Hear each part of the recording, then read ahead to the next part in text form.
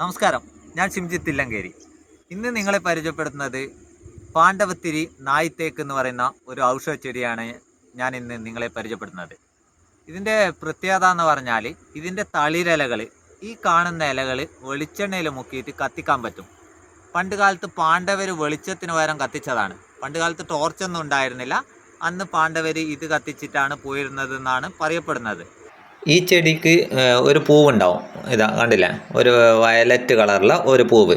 ഇത് മരുന്നിന് ഉപയോഗിക്കുന്നുണ്ട്.